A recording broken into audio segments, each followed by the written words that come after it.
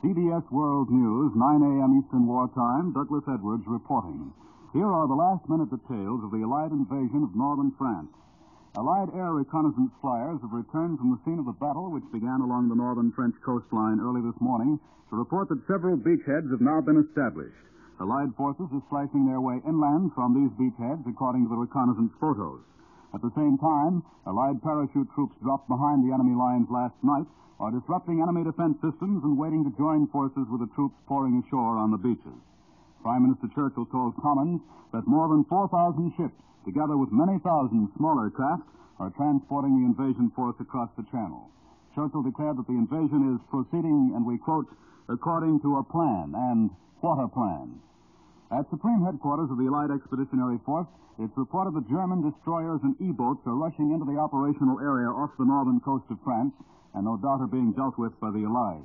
Incidentally, the initials of these headquarters are SHAEF, and you're going to get mighty familiar with them. An Allied military commentator at SHAEF declared this morning that H-hour for the invasion ranged from 6 to 8 a.m. European time. Another report from that same source reveals that American battleships are supporting the Allied landing, with United States Coast Guard units also participating in the operation. In a blasting foremass to the invasion, the British Bomber Command sent more than 1,300 of its heaviest bombers roaring across the Channel last night and this morning for a saturation attack on the invasion areas. And now here are some last-minute bulletins. Allied troops have landed on the Channel Islands of Guernsey and Jersey, according to a German broadcast. The same enemy source says Allied tanks have landed midway between Cherbourg and Le Havre, but that the greatest concentrations of landing craft have been observed off the two ports themselves. Earlier enemy broadcasts said Cannes was the focal point of the entire attack and that the drive inland is aimed at the city of Paris. And just a few moments ago, this news came from Supreme Headquarters of the Allied Expeditionary Forces. Casualties among Allied airborne troops on France have been light. We repeat that, from Supreme Headquarters, Allied Expeditionary Forces, casualties among Allied airborne troops on France have been light. Just 4 hours before the German radio began its announcements of the Allied invasion, President Roosevelt told the world that the fall of Rome came at an opportune time when Allied forces were poised to cross the Channel for Western Europe. And at the same time, at the end of his speech, the President uttered a prayer for our invasion troops. Said Mr. Roosevelt, "May God bless them and watch over them and over all of our gallant fighting men." And shortly after his commander-in-chief had spoken, General Dwight Eisenhower, Supreme Commander, went on the air himself to broadcast a message to the people of Western Europe. Said the invasion commander, "People of Western Europe, a landing was made this morning on the coast of France by troops of the Allied Expeditionary Force. This landing is part of the concerted United Nations plan for the liberation of Europe, made in conjunction with 4 great Russian allies. And although the initial assault may not have been made in your country, the hour of your liberation is approaching." Then General Eisenhower went on to give his orders to the patriots and underground armies of Europe. He warned them not to attempt preliminary uprisings, but to await his orders so that they could act at the most effective moment. Said he, "Prompt and willing obedience to the orders that I shall issue is essential." And then General Eisenhower, who's been entrusted with the problem of a French provisional government, said this, "Effective civil administration of France must be provided by Frenchmen. Those who have common cause with the enemy and so betrayed their country will be removed. As France is liberated from her oppressors, you yourselves will choose your representatives and the government under which you wish to live." And then the American commander of the invasion forces made this plea, "Great battles lie ahead. I call upon all of you who love freedom to stand with us. Keep your faith staunch. Our arms are resolute, and together we shall achieve victory." And now here are some of the various eyewitness reports which have been coming in from various correspondents in Great Britain.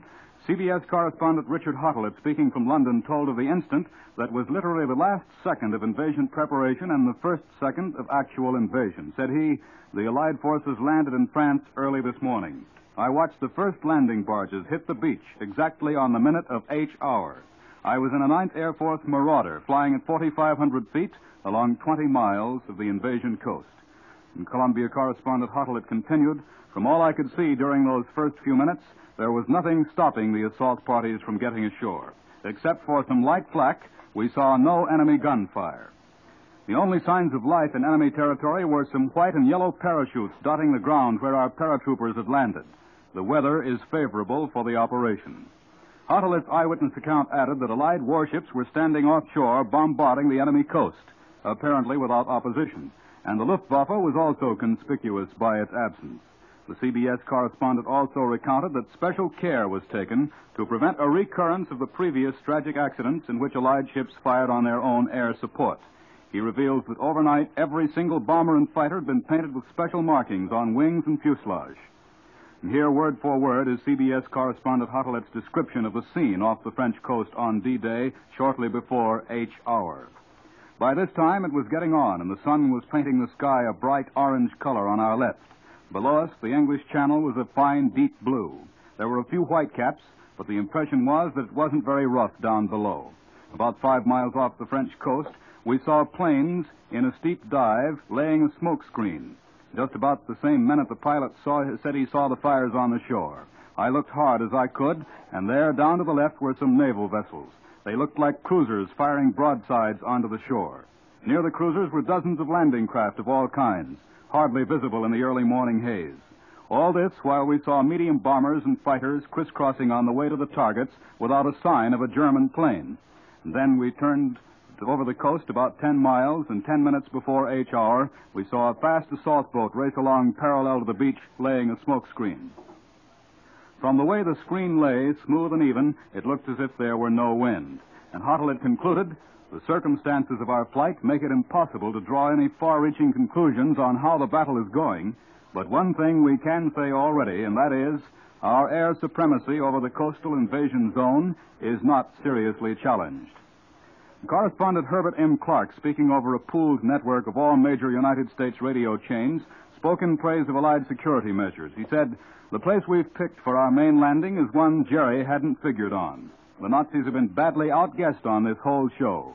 It's going to be surprised by the direction of the attack, and he is going to get a shock from the timing. The master race has fallen down again. Another Allied correspondent heard on Columbia this morning was James Willard, also speaking for the pooled networks. Willard declared that thousands of Allied planes had been at work all night softening up the invasion coast. Said Willard, already several thousand paratroopers are waiting further inland to join forces with the landing parties. These airborne troops were flown in last night. Willard also commented on the amazing quietness of the scene along the strip of territory directly behind the invasion beaches. He declared that with the exception of a German tank moving up the road toward the beachhead or hiding in hedges, he could see no sign of enemy resistance. As to those Allied paratroopers now disrupting German defenses behind the front, Allied correspondent Wright Bryan, who accompanied them on their flight, says they met only scattered small arms fire from the fields. Bryan has been living with a unit of paratroopers for some time. He reports that yesterday afternoon, General Eisenhower visited the camp, passing quietly among the men and chatting with them. Bryan says the men were trained to the utmost and fully ready for action. And here is his description of what happened in his plane as it flew over France. The senior officer on board moved quietly up and down the passenger compartment, speaking to each man and asking if he had everything he needed. As the men settled back into their seats, Colonel Cole said, there's a doc who's going to give you some pills to guard against air sickness. Make yourselves as comfortable as you can, and you'd better try to sleep a little. And then quiet settled over the plane. These men had done their talking. Now they were grim and silent. Later on, Correspondent Bryan said, I walked down the long passenger cabin to see how the paratroopers were riding. More than half of them had taken their colonel's advice and were dozing with their heads back against the wall and their feet stretched out in front of them. The others were sitting silently, except for 2 or 3 who talked among themselves in whispers. And a broadcast an hour ago from somewhere on the English coast, in it, another reporter for the radio pool, Stanley Richardson, gave an eyewitness account of the naval action that prepared the way for the landings. As far as the naval phase of our activity was concerned, he said, not a shot was exchanged with the enemy while I was on the scene. And for that preliminary phase of the show, at least, it was all too incredibly easy. We left our patrol torpedo boat in daylight to accompany the slower-moving light advance guard of ships which had to pave the way for the actual landings. One of our missions was to protect the Allied minesweepers, which cleared a wide channel straight to the enemy shore for our troops, transports, and supply ships. Long lines of ships of every description were discernible on the skyline, literally miles of craft in even columns converging upon the area in the channel marked for the concentration points for the actual invasion. Huge transports, tank landing ships, small troop landing craft, tankers and supply vessels of every kind plodded doggedly along under lowering skies in laboring over heavy seas. You people at home would have been thrilled to the bone to see all these American men, American ships, and American supplies sailing calmly into the action for which they had been prepared and trained for so many months. By nightfall, we were nearing the French coast, and the watch tightened. But nothing happened, even when a full, pale moon appearing fitfully from behind the clouds gave our position away clearly to any enemy who have been laying in wait for us. And then the fast and heavy combat ships moved up into position. All aligned themselves in the bombardment area to loose a hail of high explosives to protect the troops moving to the beaches on their landing craft. The warships started laying their smoke screen preparatory to shooting their guns. It was then only a few minutes of each hour of the long-awaited D-Day. And now here's a picture on this side of the ocean. The Associated Press put a bulletin on the wires at 12:37 a.m. this morning Eastern Wartime, saying the Germans had announced invasion landings on the French coast. Instantly, the CBS newsroom in New York sprang into action and mobilized the full invasion staff according to plan. CBS News analyst Ned Calmer put the bulletin on the air at about 12:48, underlining the fact that it was an unconfirmed enemy statement. In both the CBS shortwave listening post and newsroom, our specialists began to monitor foreign broadcasts. At frequent intervals, CBS announcers and CBS military analyst Major George Fielding Elliott broadcast the continuing German reports, always emphasizing that it was still an enemy report unconfirmed by Allied sources. And then at a little after 3:30 this morning, we switched to SHEAF in London, where Colonel Dupuy read the first official Allied communique. One of the most interesting parts of any great story like this invasion is the way people around the world react to the first news. CBS correspondent Charles Shaw reported from London earlier this morning that he practically was town crier for the city of London, which was largely unaware in the early morning that the invasion had begun. Shaw rode through the London streets asking people what they thought of the news and found most of them hadn't heard it. But the answer of one girl when she heard the news from Shaw was typical. She said simply, "Thank God." And far removed from the thankful and hopeful spirit in Allied capitals is the only reaction so far noted from the Tokyo radio, which broadcast its first mention of the invasion in a German language piece beamed toward Europe. The Jap broadcast said, "We have just learned with deep concern of the landings by the Allies on the coast of France. We expect they will be quickly annihilated by the courageous German army." That from Tokyo. That's the way the Japanese put it. Up to now, there's been no mention of the landings to the Japanese people themselves, according to the United States government monitors of the Office of War Information. Our correspondent, William J. Dunn, reported from Australia that invasion reports have the right-of-way on Australian radios and in the Australian headlines, but he added that there's not much external excitement. Here in our own country, reaction from coast to coast was similar. People kept on working at overnight shifts in shipyards and other factories and went to work as usual this morning. But everyone seems to be more serious, and many stopped in their tasks long enough to offer prayers for the success of the Allied effort. Perhaps most dramatic of all was the ringing of the Liberty Bell in Philadelphia's Independence Hall. The ancient bell was struck 6 times as Philadelphia's Mayor Bernard Samuel read the famous inscription, "Proclaim liberty throughout all the land unto all the inhabitants thereof."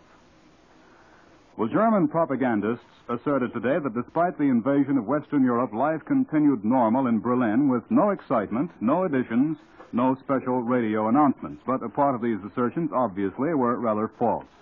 From the time of the first landings, a constant stream of broadcasts came from the German transmitters, many of them carrying more than an indication that Hitler's defenses along the western coast had been caught napping. The German press chief was quoted by DNB as saying the Allies opened the invasion on the order of Moscow. A DNB correspondent asserted the German people is longing for revenge because of the Allied bombings of their cities.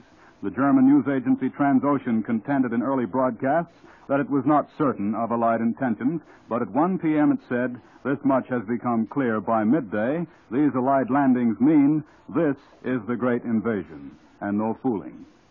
That's the story from Germany. Ladies and gentlemen, Columbia will continue its invasion coverage in approximately 30 seconds from now. We're pausing at this time. This is Douglas Edwards speaking, and this is CBS, the Columbia Broadcasting System. Columbia's news headquarters in New York, Bob Trout speaking again. In a few moments, we hope again to bring you another broadcast from Britain, probably from Supreme Headquarters of the Allied Expeditionary Forces. At that time, we hope to hear from several of our Columbia correspondents. We don't know exactly at what time we'll make the switch, but in a few moments, I expect that I will hear that it is time to switch to London. The warning will probably come very quickly. As you undoubtedly know, if you've been with us for several hours during last night and this morning, you know how quickly the warning comes that London is ready. Meanwhile, in case you got up, let's say, a bit late and you've been filling yourself in on the invasion, you know that the German reports were the first reports, and we had 2 or 3 hours in the small hours last night before the Allied Supreme Headquarters in Britain announced that the invasion had begun, when all the news was coming from the German radio. It wasn't very much news, but it did say that the invasion had begun, and that turned out to be right. And so Elmer Davis, who, like most of us, rushed to his office in the middle of the night last night, Elmer Davis has this morning given a warning about this German radio propaganda. Mr. Davis says that despite the German accuracy in announcing the invasion before the official Allied communique came in from Supreme Headquarters in Britain, German broadcasts should not be relied on in the future. Elmer Davis said the reason the Germans made the announcement was possibly that they're trying to build up a reputation for accuracy so that they can put one over, he said, on the Allies later. And Elmer Davis asked Americans to remember that Joseph Goebbels is in business for his health and not for ours. Another brief dispatch from Supreme Headquarters just been handed me. It says Allied Air Forces threw 11,000 aircraft of almost every type into the grand invasion of Europe today, bombing and strafing miles of Normandy's beaches and flying inland to break the enemy's communications. That's the latest detail that has come from the Supreme Headquarters of the Allied Expeditionary Force, that the Air Forces threw 11,000 aircraft of almost every type into the battle. And now it is time to go again to Britain for another broadcast, so back to London for a special broadcast by Columbia's correspondent, Charles Shaw. Go ahead, London.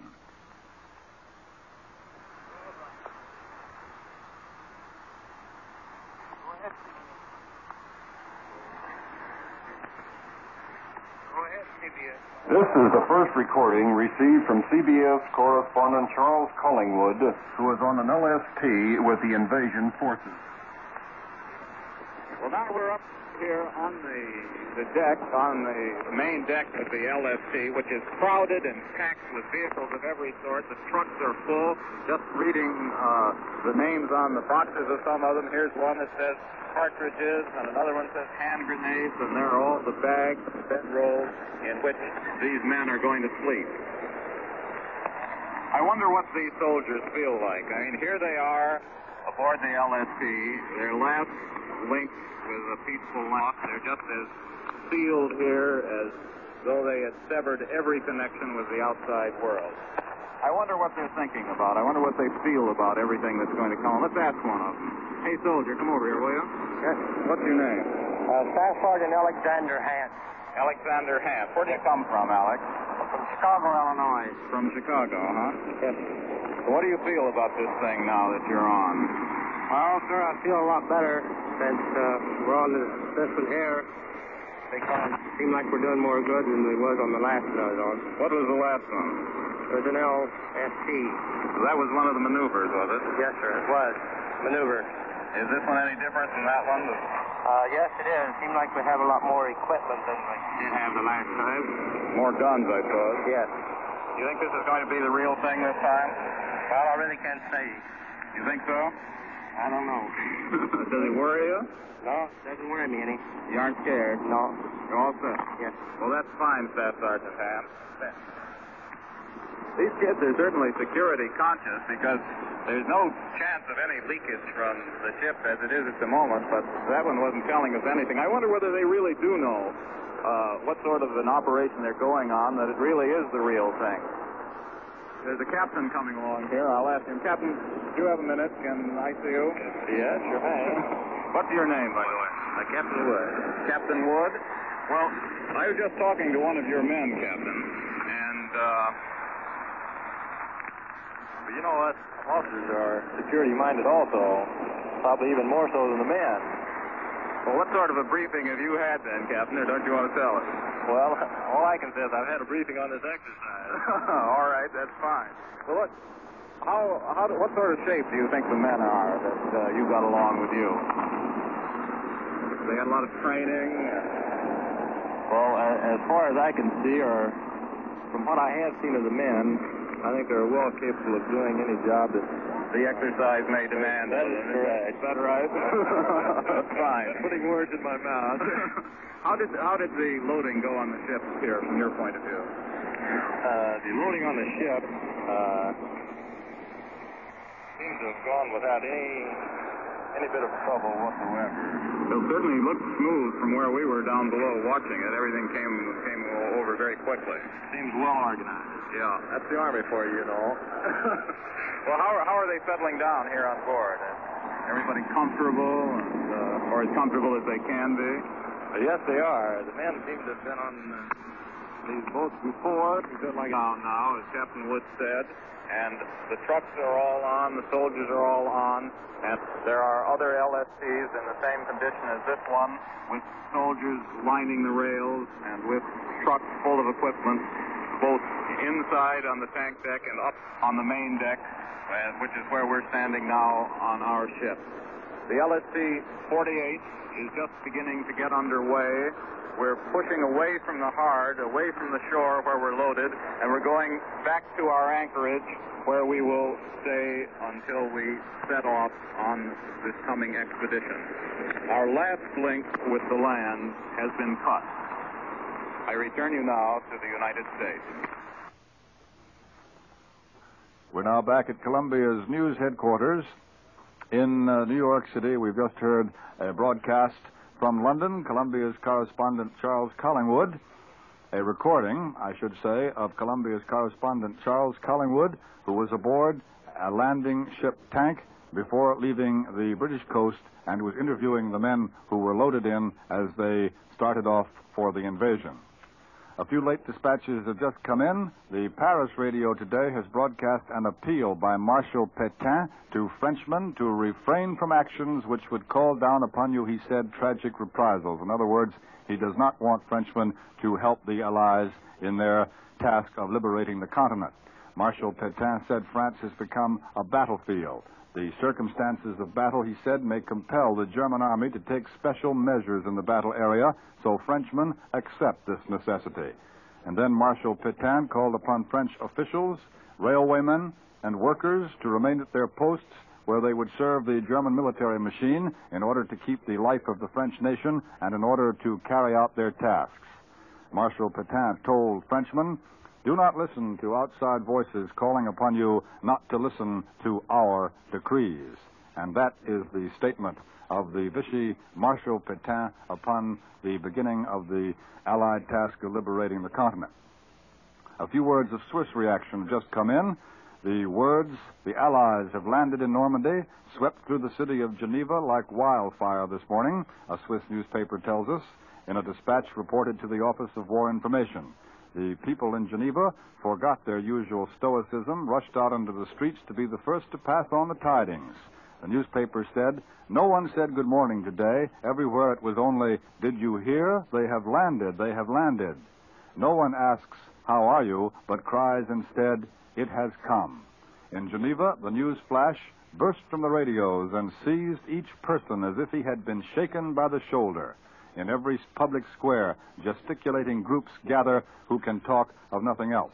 That's a description of how the news was received in the Swiss city of Geneva, reported in a dispatch which is sent on to us by the OWI. You'll be interested to know that there was no mention of the invasion in this morning's German newspapers, according to a survey of German papers made by the German DNB agency reported by United States government monitors. That's particularly interesting because, as you know, it was the Germans who started to cry invasion and who spread the word outside Germany, not inside Germany, spread the word outside Germany even before Supreme Headquarters in Great Britain could put out the first communique. Here at Columbia's World News Headquarters, we are at the moment trying to arrange a two-way transatlantic conversation between one of our correspondents in London, Charles Shaw, and Paul White, the director of news broadcasts. We did this once before, earlier in the morning, or perhaps I should say last night, and we broadcast it for you so that you could get a little insight into one phase of this news business of covering the invasion. And I rather hesitate to start into some long dispatch here at the moment because we're still trying to get this two-way conversation arranged. And, of course, if we do, we'll just have to drop everything at the moment that it comes through, and then we'll present it to you. However, here is a United Press dispatch from an American fighter base in England. It tells us that Thunderbolt pilots returned from the invasion area today and reported that Allied troops were piling onto the shore of France, apparently with little opposition, and that the skies had been virtually cleared of German planes. The fighter pilots who came back to the American fighter base in England said, one of them said, from 4,000 feet I could see trucks and jeeps all over the beach and more coming. One truck blew up, but that was the only sign of enemy activity. And now we have arranged this two-way broadcast between Charles Shaw and Paul White, the director of Columbia's news broadcast. We're going to bring the CBS network in on this conversation, so here is Paul White. Hello, Charlie Shaw. Hello, Charlie Shaw. Hello, Paul White. That was fine, that Collingwood recording that we heard a little while ago. That was the first one to go out from here. We wondered about how it sounded. Sounded fine. Now, what else do you have coming up that you know of today? Well, we know, of course, about the King's broadcast, King George. That'll reach you at 3 p.m. your time. And, of course, we have a regular World Today broadcast, which will reach you at 6:45 New York time. And then any time we get news, of course, we're going to call you for a circuit and ask you to give us the means of transmitting it. We expect quite a bit of news, and as you can imagine why we've all been pretty busy here today. There was some evidence of busyness at this end, too, Charlie. We'll continue to monitor London all day long, and whenever you have anything, call us in. Well, we suggest to do that, and we hope to have plenty for you. All right. Now, could you tell us anything about where our various staff men are? Well, yes, they're all very busy. Larry LeSueur is out with the American ground forces, overseas, of course. Bill Downs is with the British ground forces. And Charles Collingwood, as you know from the previous broadcast, is with the Navy. And so is our correspondent Bill Shadell with the Navy, along with our naval technician, Gene Ryder. And then Dick Huddlett, as you've heard from broadcasts earlier today, has been out with the Marauders of the 9th Air Force. He watched part of the invasion from the air. And Ed Murrow, our chief, has been rushing around here just about as busy as the old one-armed paper hanger, you know. And so we're all pretty well assigned at the moment. That's fine, Charlie. One thing I heard from you in a previous broadcast, I'm going to get off this microphone myself and let you give the public some news. I thought that the public might be interested in how we were lining up these broadcasts. But I understood from you previously that you had been out around London in the early hours, and I wonder if you'd mind telling us about it again. Well, yes, Paul. As soon as this communique was broadcast from these studios down here, I decided to get into a taxi cab and do a little bit of walking around to see how London was taking this thing.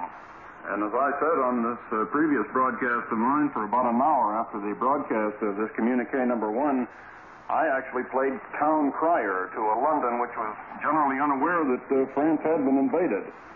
I got in this cab and I walked the road and walked through the Strand and Fleet Street and past St. Paul's and along the Thames Embankment to the Houses of Parliament and to Westminster Abbey and Piccadilly Circus and other parts of what you might call downtown London, asking people here and there what they thought of the news.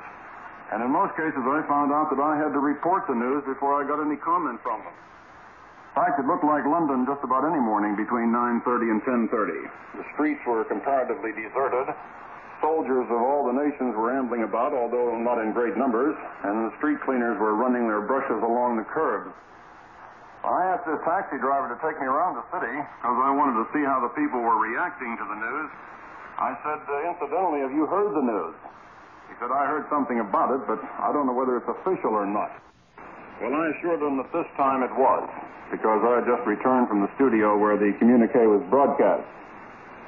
We were waiting for a traffic light at one time, and we drew alongside a car which was driven by a girl wearing the uniform of France.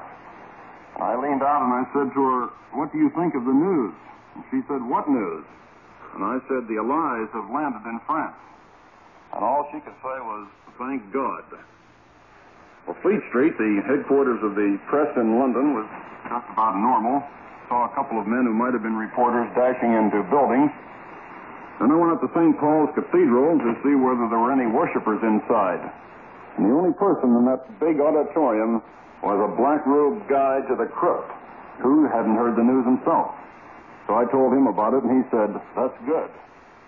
And that, Paul, is just about the way it was all over London. I went down to Westminster Abbey. There were 2 RAF sergeants there sightseeing.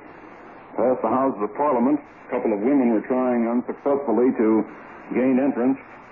And went past Downing Street and up Downing Street, and it was empty, except for a street cleaner almost in front of number 10. That's the Prime Minister's home, you know. And all over London today, women were selling flags for the benefit of the Red Cross. I went up to a girl to buy a flag, and she hadn't heard the news either. And when I did tell her the news, why, her expression changed very little. The best interviewee I had was a roly-poly woman who was just about as broad as she was long. She had heard the broadcast. Apparently a foreigner, because she said it's good. Incidentally, in contrast with what I imagine is happening in New York, there wasn't a newspaper extra on the streets. So, Paul, I would say that London this morning, for at least an hour after the broadcast of communique number 1, was just about the same London that it was yesterday morning.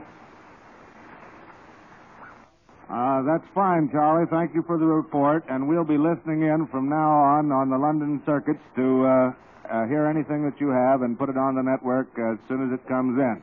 Well, thank you, Paul. Now I hope that you'll be hearing from us soon. Okay, fine. And now we'll let Bob Trout continue with this program. That was a two-way conversation between Paul White, Columbia's Director of News Broadcasts, here at our news headquarters in New York, and one of Columbia's correspondents in Great Britain, Charles Shaw. We brought you the conversation to give you an idea of how one phase of this business of covering an invasion is handled here at the Columbia's New York news headquarters. And now we're going to go to Washington again to hear once more from Columbia's correspondent, Joe McCaffery, who is stationed at the headquarters of the War Department in Washington, the Pentagon Building. So we take you now to Washington, Joe McCaffery reporting. Informed military men here at the Pentagon Building, informed in basic military tactics, but not on the actual plans for D-Day, are pondering the idea that the landings in France by Allied forces may be only the old prize fighters movement. It is old, time-proven strategy to hit them where they ain't, and the Allies may have had that in mind when they launched their initial landings. However, these military men, in informal conversations, point out that the Germans may have the same hunch and are holding their huge reserve forces in readiness for a second and more solid blow by the Allies. The Allies, as one former sports writer put it, may be pivoting on one foot, waiting to see if the Germans withdraw heavily from other sectors of the coastline, and if they do, then they will hit those sectors. These men, who study the art of battle, point out that should the Germans play a waiting game, the Allies may plunge ahead with full forces on the sector already in the combat zone. But this, please remember, is only theory as offered during informal talks with men who make war their business. Officers who have talked with German prisoners relate that they have every confidence in the Nazi troops being able to repel any Allied blows at the continent. The prisoners are arrogant about the fact that their forces are much superior to ours and that we will be hurled back into the sea with ease. Then, say these prisoners, Germany is supreme, for never within the next decade could the Allied power raise a force so huge as with which he has tried to invade the continent. Now let us look at that situation in reverse, say these army officers. All the German hope is apparently stacked in the cards that the Nazi troops will make quick work of the Allies.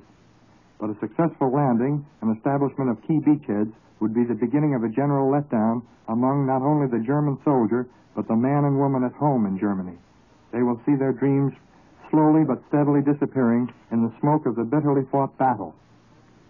The Pentagon men ponder, too, what effect the D-Day will have on the German troops in Italy, now doing battle with Lieutenant General Mark Clark's Fifth Army. Although it may be some time before they hear the news, they will learn of it in time. And when that time comes, they will realize the reinforcements for which they have been praying will be long, long delayed, if they ever come.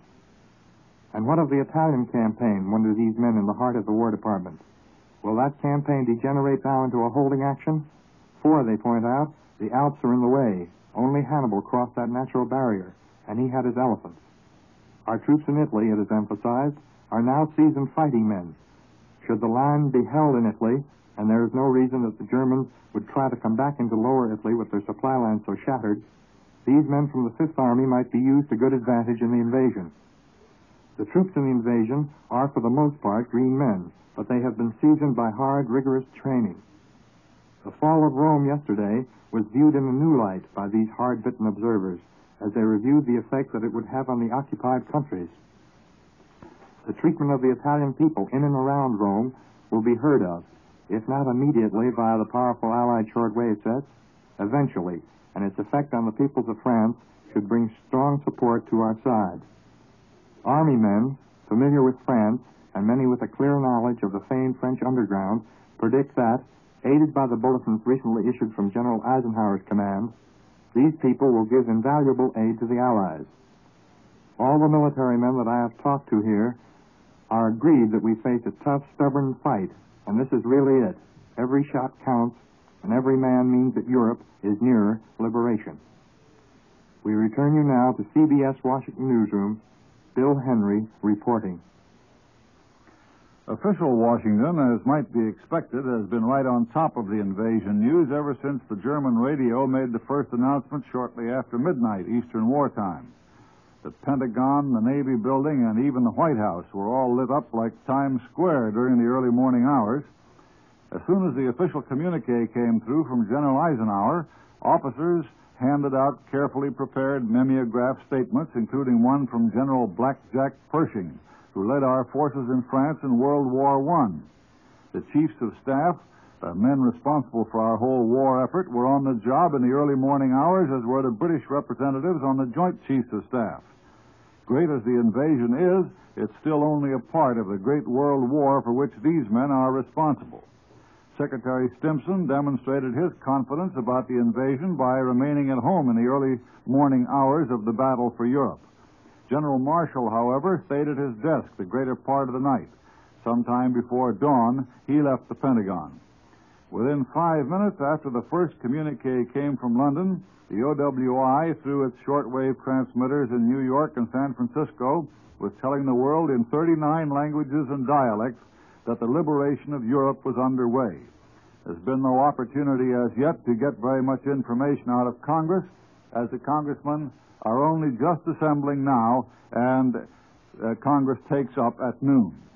That was quite early. Columbia sent people around to talk to some of the boys on the street, just as Charles Shaw was on the Strand to talk to people in London. However, in spite of all that, there were other things, other happenings here. For instance, President Roosevelt went to bed last night before the news of the invasion was released, and even though he doubtless was aware of the imminence of the invasion, he slept peacefully through it and was not awakened. White House attachés, however, prepared a summary of the dispatches for him, and he's expected to discuss the invasion at his news conference this afternoon. And a colored man delivering ice at the White House this morning said, "I guess they'll be needing this today, all right." I return you now to Bob Trout in New York. Since we went to Washington, we've had another bulletin from London here at our Columbia News headquarters in New York. The German news agency, DNB, has acknowledged a few minutes ago that Allied tanks have penetrated several miles between the towns of Caen, C-A-E-N, and Isigny on the Normandy Peninsula. DNB, the German news agency, acknowledges the penetration of a few miles by Allied tanks on the Normandy Peninsula. And now, once again, we're going to hear from Columbia's military analyst, Major George Fielding Elliott, who wants to tell us something of the background of naval support which our troops are receiving in the invasion. Here's Major Elliott.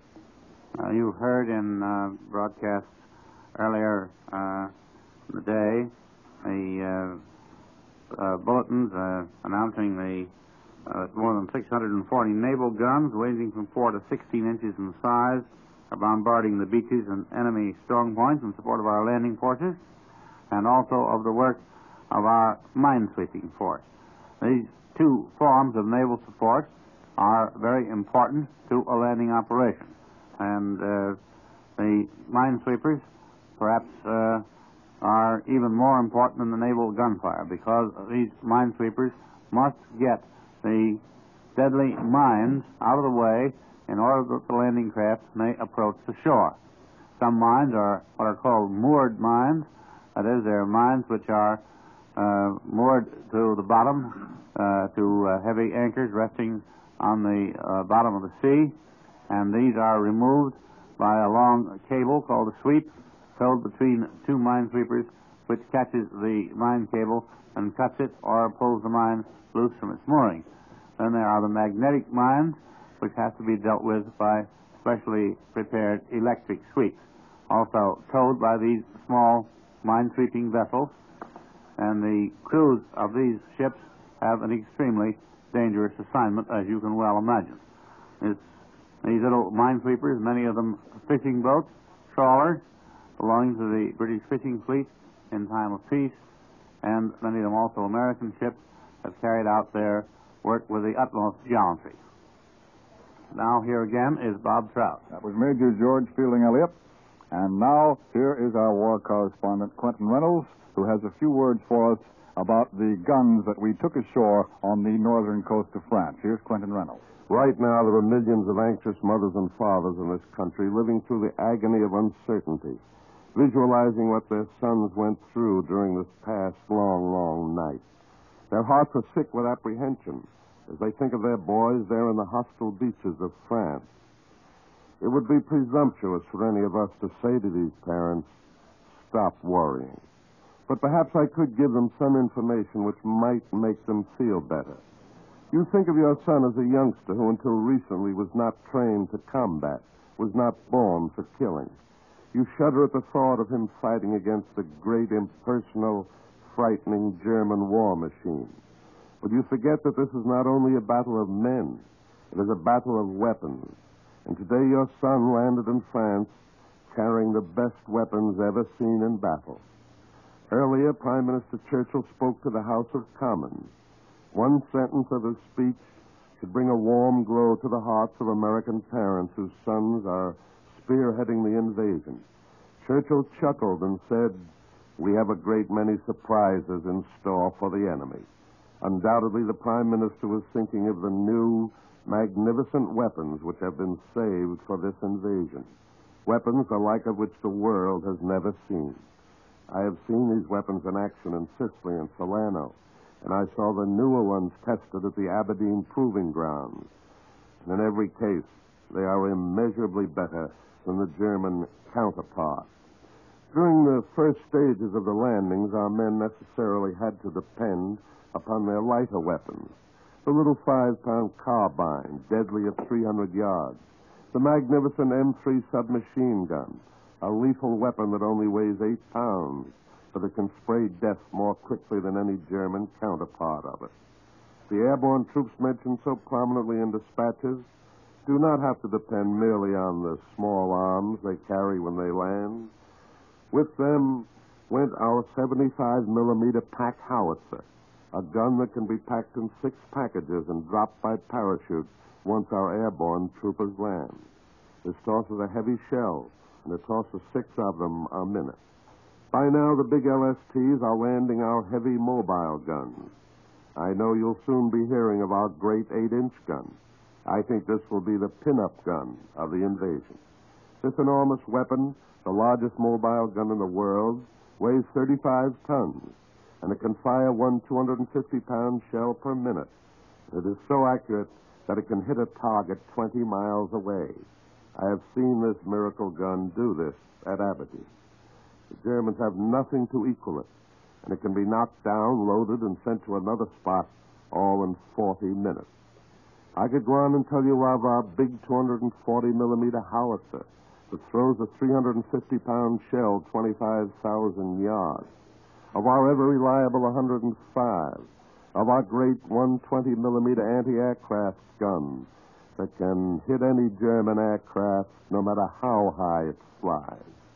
A few weeks ago, Major General Charles T. Harris of our Ordnance Department told me bluntly and frankly, our weapons by every known test are the finest weapons in the world.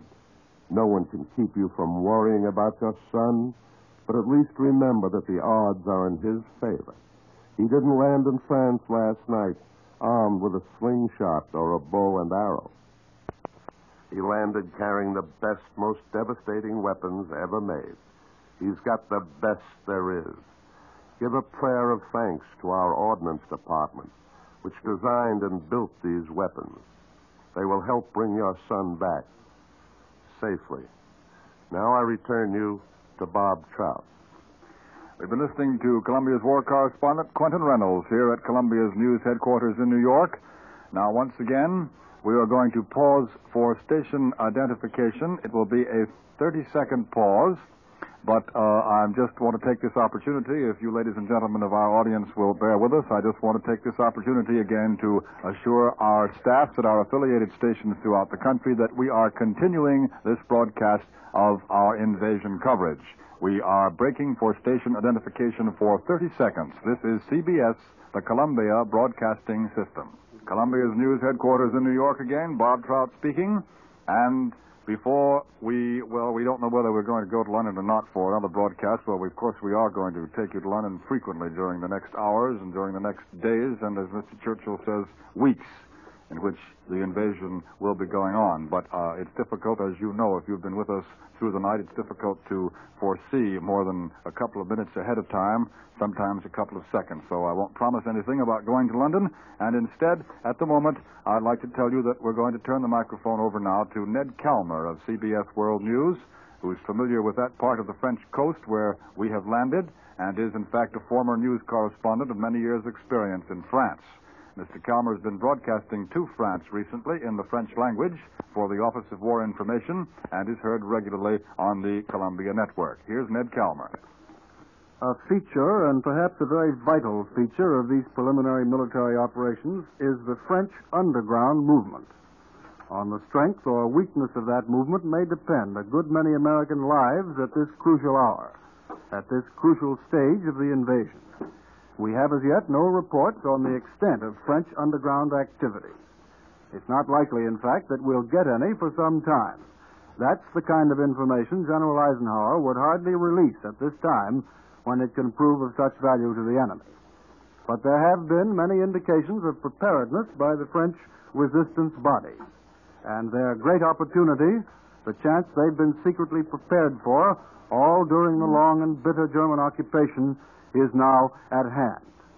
I'm going to speak to you for a few minutes on what we know of these preparations. You are aware, I know, that during the last few days before the invasion began, Allied headquarters gave very urgent and detailed instructions to the underground groups in France by radio, and probably by emissary as well, just as happened before we went into North Africa. Many a collaborator with the Germans, a supposed collaborator who's been hated by his own people, may have turned out this morning to be an Allied agent who's curried German favor to give him the opportunity to act now with the swiftness required by this supreme occasion. And our landings are reported taking place in an area where a well-informed and efficient underground information system can be of the greatest help to the Allies in the opening hours and days of the campaign. Information on passable roads, on the extent of damage to German installations, on the strength and location of hidden German defenses. The well-organized French underground has been expected to call a general strike when the Allied armies invaded the country. The purpose would be to paralyze transportation, electric power, and war production, and divert and confuse the German troops. The French underground is loosely divided between the active underground, the so-called Maquis, and the inactive underground. The Maquis is a well-organized, disciplined force comparable to Marshal Tito's Army of Liberation in Yugoslavia. It's said to number from 200,000 to 300,000 Frenchmen, including a good many former French soldiers. It's strongest in the Haute-Savoie region, far from the scene of our present action, but it spreads throughout all of France, and we have no exact idea as yet just how strong its operations have been during the past hours on the French coast of the English Channel. The tasks of the Maquis are assassination, sabotage of railways, power stations, canals, war plants, and armed resistance wherever and whenever feasible. The Maquis is so well organized that German attempts to penetrate it with spies and agents provocateurs have failed. Instead, it's the Nazis who have sometimes been caught and executed.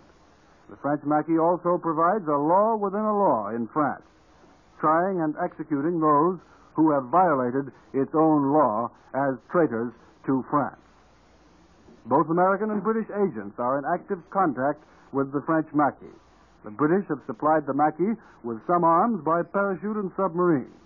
Within recent weeks, Army officials in Washington have sought to dispel the belief that the Maquis is a ragged, disorganized band. Instead, they say, the French Maquis, the underground, is a competent military force. The Germans in France have been well aware of these plans for a general strike on D-Day. They've tried unsuccessfully to force a strike call in order to reveal the leaders and plans of the Maquis. The latest attempt was a Vichy broadcast announcing that the names of all leaders had been revealed.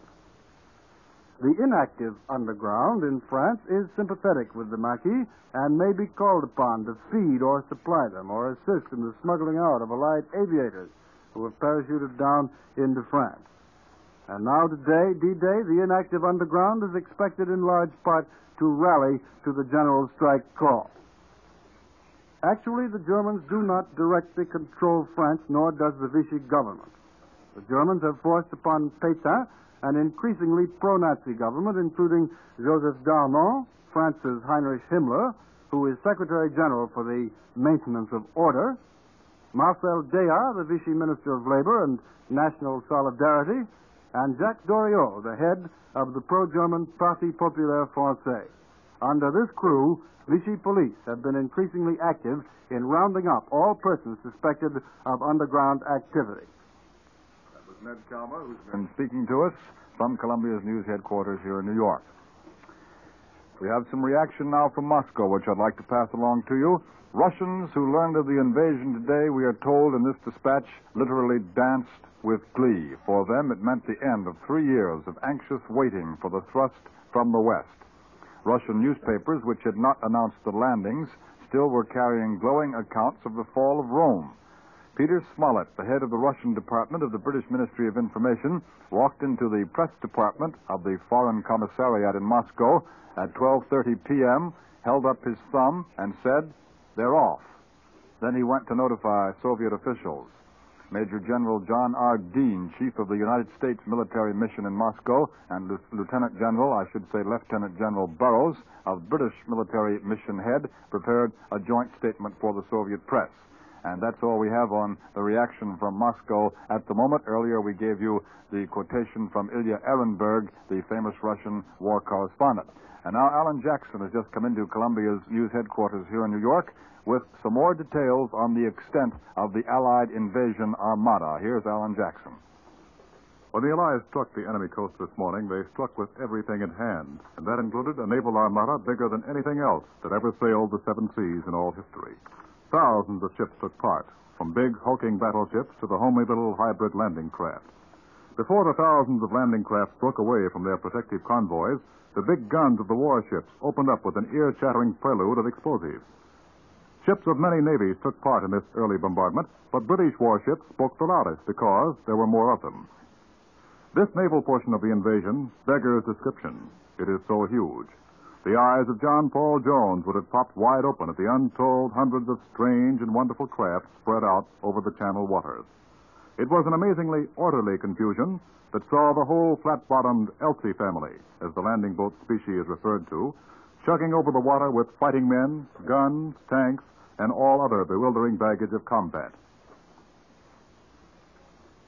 General Eisenhower's invasion broadcast to the people of Europe, which we brought to you. We brought you the voice of General Eisenhower in the small hours of the morning, broadcasting to the people of Europe. That broadcast is considered to be a masterpiece, and now here in Columbia's news headquarters is Quentin Reynolds to analyze it for us. For months, the people of France, Holland, and Belgium have been waiting for the word that would tell them that we were on our way to restore to them the world of freedom they once knew.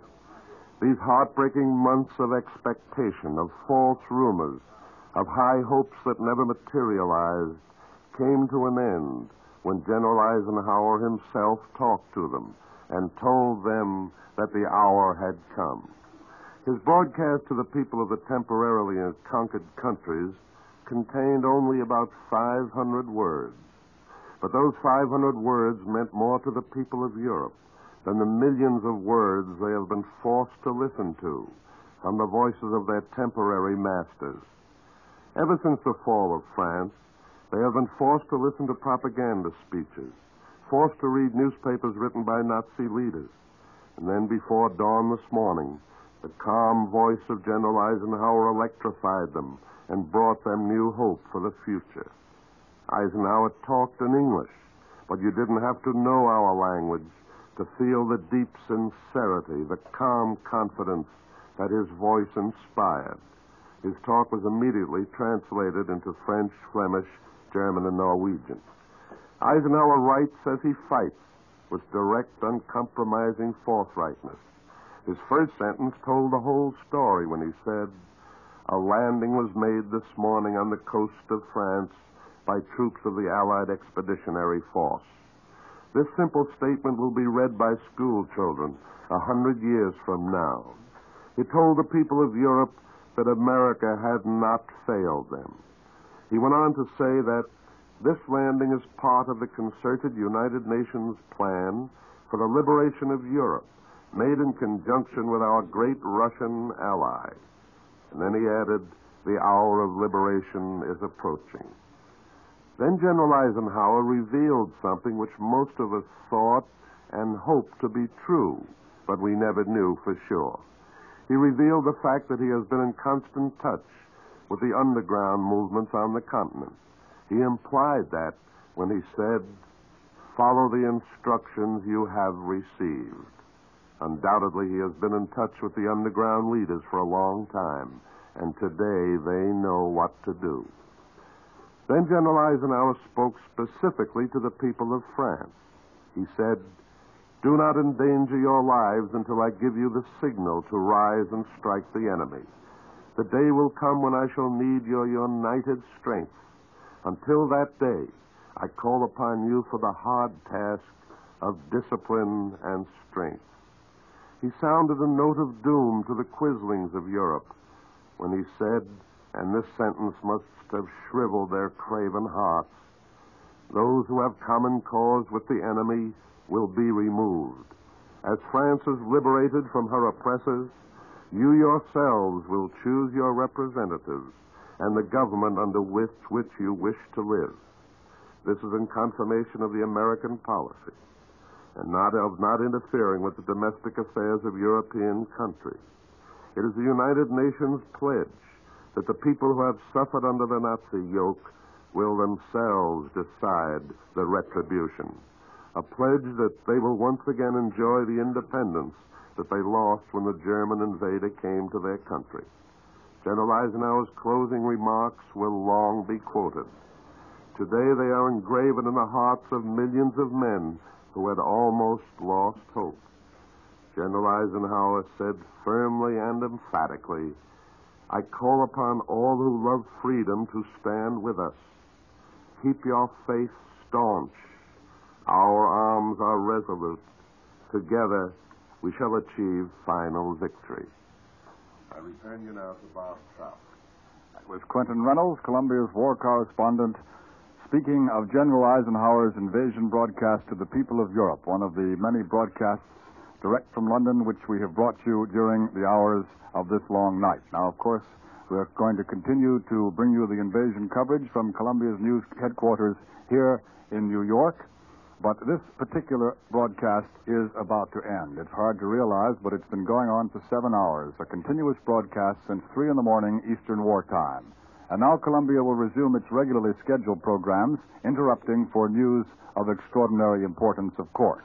During the day, we hope to bring you the broadcast by King George VI at 3 p.m. Eastern Wartime, and there'll be other special broadcasts from time to time. For authentic news of the invasion, stay tuned to your CBS station. This is Bob Trout speaking. This is CBS, the Columbia Broadcasting System.